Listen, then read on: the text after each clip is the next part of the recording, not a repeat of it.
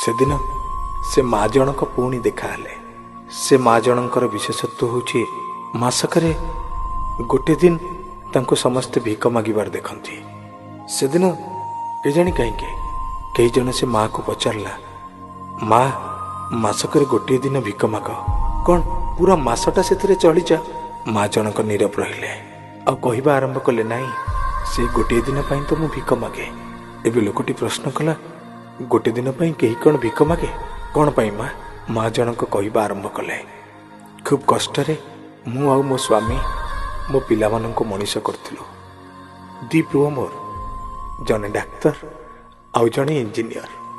ଜଣଙ୍କୁ ପାଠ ପଢ଼ିବା ପାଇଁ ମୋ ବାହାଘର ବେଳର ସବୁ ସୁନା ଗହଣା ବିକ୍ରି ହେଇଗଲା।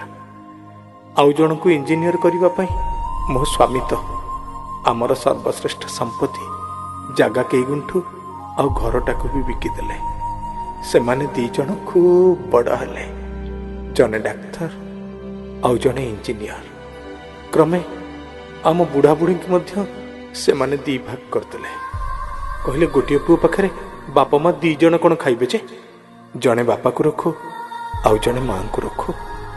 ପରସ୍ପରଠୁ ଅଲଗା ହେଇ ରହିଲୁ ଅନେକ ଦିନ। ଏକଥା ବୋଧେ ମୋ ସ୍ୱାମୀଙ୍କୁ ଖୁବ୍ ବାଧିଥିଲା। ତାର କିଛି ଦିନ ପରେ ସେ ହାର୍ଟ ଆଟାକରେ ଚାଲିଗଲେ। ଏବେ ମୁଁ ତ ସାନ ପୁଅ ପାଖରେ ଥିଲି। ସାନ ପୁଅ କହିଲା, ବାପା ତ ଚାଲିଗଲେଣି, ଏକା ଏ ମାଆକୁ ମୁଁ କାହିଁ ଏକା ଖାଇବାକୁ ଦେବି ଯେ? ଭାଇ ତ ଅଛି ନା, ବରଂ ଭଲ ହବ, ମାସକର ଅଧା ଦିନ ଭାଇ ରଖିବ ଆଉ ଅଧା ଦିନ ମୁଁ ରଖିବି। ସେଇଆ ହେଲାରେ ପୁଅ। ମାସକରୁ 15 ଦିନ ମୁଁ ରହିଲି ବଡ଼ ପୁଅ ଘରେ ଆଉ 15 ଦିନ ରହିଲି ସାନ ପୁଅ ଘରେ। ଯେଉଁ ମାସଟି 31 ପଡ଼ିଲା, ସେଦିନ ସାନ ପୁଅ କହିଲା, ଭାଇ ତ 1ରୁ 15 ତାରିଖ ଯାଏଁ ରଖିଛି, ମୁଁ ତ ରଖିଲିଣି 15ରୁ 30 ତାରିଖ, ଆଉ ଗୋଟିଏ ତାରିଖ ମୁଁ କାହିଁ ଏକ୍ସଟ୍ରା ରଖିବି ଯେ? ତୁ ଯା, ମୋ ଘରୁ ବାହାରି ଯା। ମୁଁ ଭାବିଲି, ଗୋଟିଏ ଦିନ ପାଇଁ ସାନ ପୁଅ ଯେତେବେଳେ ରଖୁନି, ବଡ଼ ପୁଅ ବି କ'ଣ ଆଉ ମୋତେ ରଖିବ? ଭଲ ହବ, ସେ ଗୋଟିଏ ତାରିଖ ମୁଁ ଭିକ ମାଗି ବୁଲିବି। ମୋତେ ଦେଖିଲେ ଦୁନିଆ କହିବ, ଅମକ ଡାକ୍ତର କି ଅମକ ଇଞ୍ଜିନିୟରଙ୍କ ମା ଭିକ ମାଗୁନି, ବରଂ 21ଶ ଶତାବ୍ଦୀର ମାର ମମତା ରାସ୍ତା କଡ଼ରେ ବେସାହାରା ହେଇ ଭିକ ମାଗୁଛି ଦୟାର, କରୁଣାର ତା ପରବର୍ତ୍ତୀ ପିଢ଼ିକୁ। ଭାବିଲେ ଲାଗୁଛି, ଦିନେ ଗୋଟିଏ ମା ନିଜର 5-5ଟା ପିଲାକୁ ଏକା ଖାଇବାକୁ ଦଉଥିଲା, ଗାଧେଇ ଦଉଥିଲା, ସେମାନଙ୍କର ଦାୟିତ୍ୱ ବୁଝୁଥିଲା। ଆଜି 5-5ଟା ପିଲା, କିଏ IAS, କିଏ OAS, କିଏ IPS, କିଏ ଡାକ୍ତର, କିଏ ଇଞ୍ଜିନିୟର। ସେଦିନ 5-5ଟା ପିଲାକୁ ଏକା ଖାଇବାକୁ ଦଉଥିଲା ମା, ଅଥଚ ଆଜି 5-5ଟା ପିଲା ମିଶି ମାଆକୁ ମୁଠାଏ ଖାଇବାକୁ ଦେଇପାରୁନାହାନ୍ତି। ମା କାଲି ବି କାନ୍ଦୁଥିଲା, ମା ଆଜି ବି କାନ୍ଦୁଛି।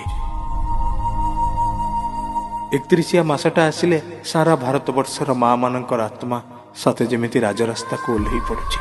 ଭାଇମାନେ, ବାପା ମାଙ୍କୁ ସମ୍ମାନ ଦେବା, ଅଧିକାରର ସହ ବଞ୍ଚେଇବା, ବାପା ମାଙ୍କର ମହତ୍ଵ ବୁଝିବା।